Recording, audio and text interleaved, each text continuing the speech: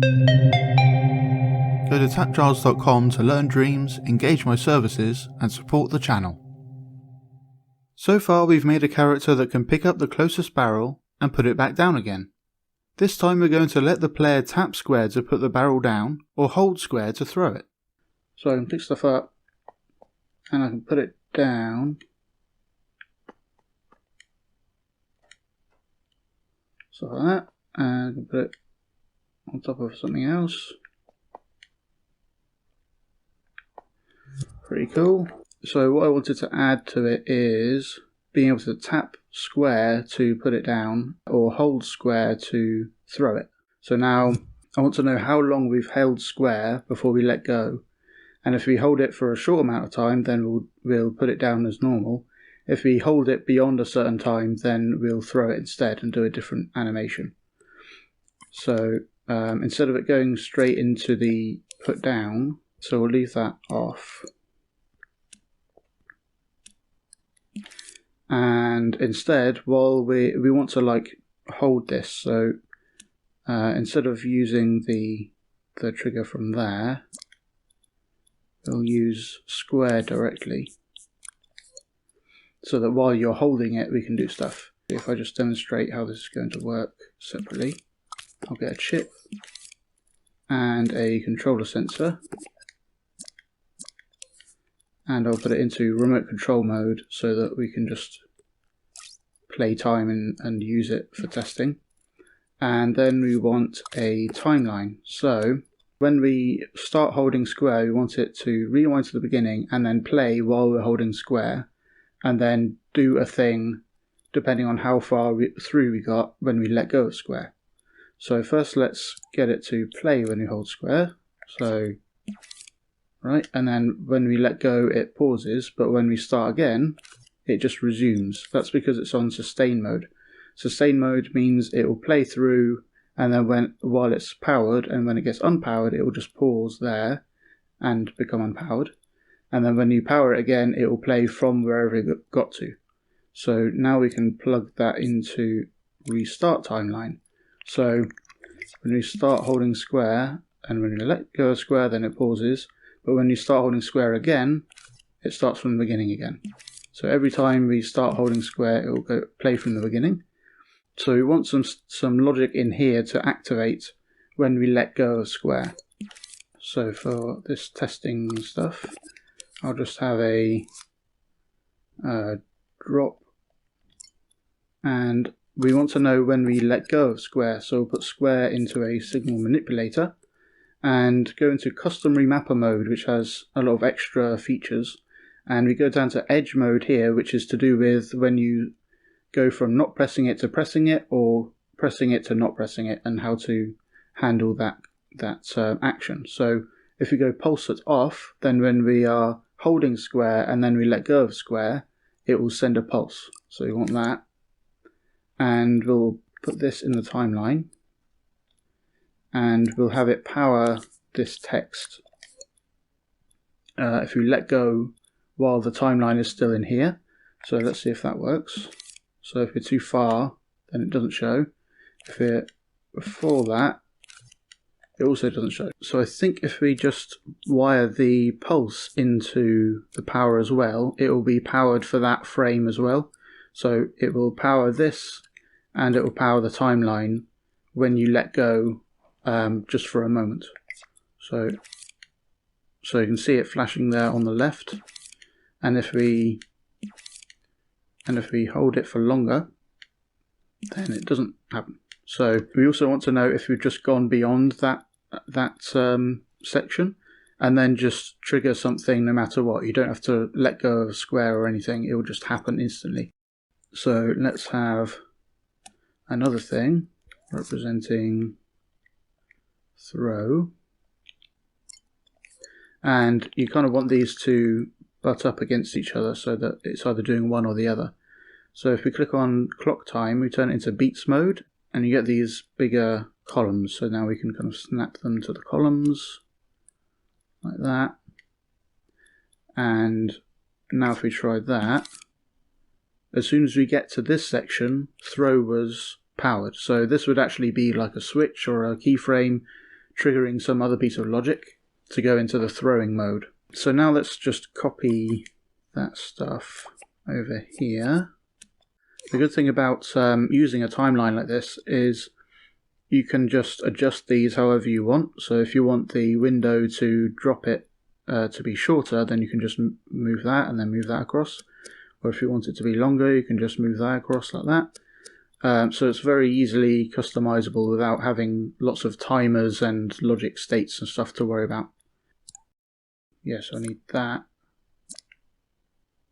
into there and that into rewind. And then this just powers that and powers that keyframe in there. So this is going to be the throw animation. And that will be off by default. And I'll just think I'll just copy all that. And then we can just change these. If we keep holding it until this part, then it will play the throw animation. And again, we want to trigger that change in state. So I'll add a node now. So when either of these animations ends, I want to go back to the walking state over here. I think what I'll do is have some states for this. So we'll have a selector, and the selector has multiple channels and only sends a signal out of one of them at a time, the one that's lit up, through the active channel, and we can tell it which channel we want to be active in different ways. So we'll have 4 states. So by default we'll start on this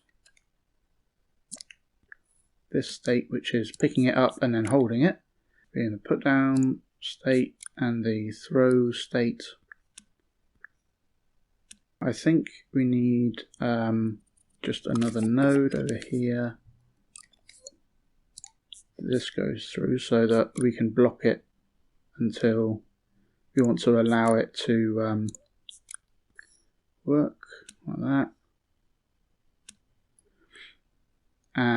Yeah, and then we'll just have that allowed only while we're in this state. Oh. So normally it's off, and then the keyframe turns that on. Let's just have some switches. So this is for the put down, and that's for the throw. And the put down will activate the put down, and the throw will activate the throw. But this should always reset to A when you come back into this chip. So I think if we just stick a switch into A, that should hopefully work. So we want to allow the timing stuff to happen at the end of this, of the pick up and hold. So while we're holding it, then you're allowed to put it down like that. Let's see if that works. Pick it up, put it down.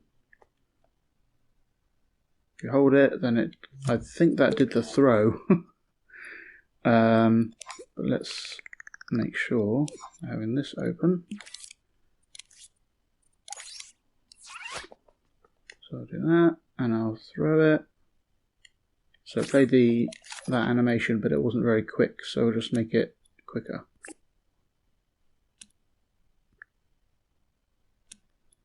Like that. And we might need to add a bit of a force applier to get it to throw properly. Yeah, because while it's still teleporting to the hands, while it's teleporting it ignores all physics. So there's no inertia to it once you let go.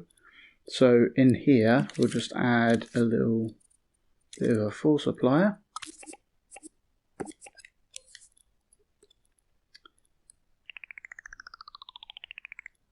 And that's about where we're going to be holding it, I think. And it'll apply to this. Does it have a label? I'll give it a label. As an object, and this will push only objects in a direction. They're all set, so we'll use grid snap to have it push away, and you might want it actually pushing up a little bit. With full strength but a lower speed. Let's see how that looks. Not too bad. I think basically we need tags to rotate a bit more so that it throws it a bit more straight.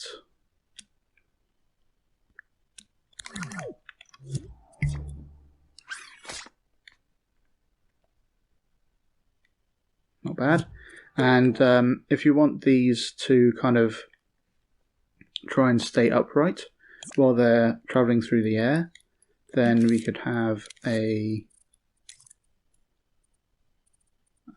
impact sensor, and while it's not touching anything, we want to have a gyro that just gives it a little bit of a stay upright kind of vibe.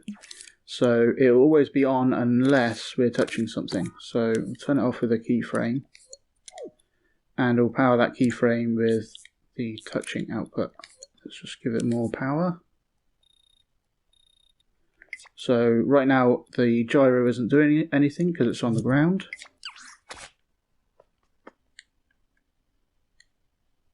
That, and then it kind of stays upright when it lands. And most of the time in here, all that is powered is the selector, a tag, and an impact sensor.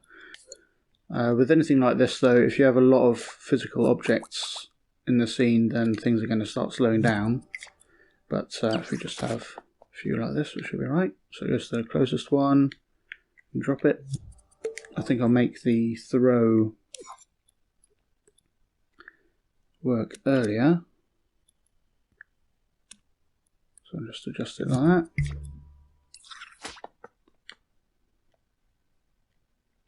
Like that. We can still tap it to put it on top of stuff.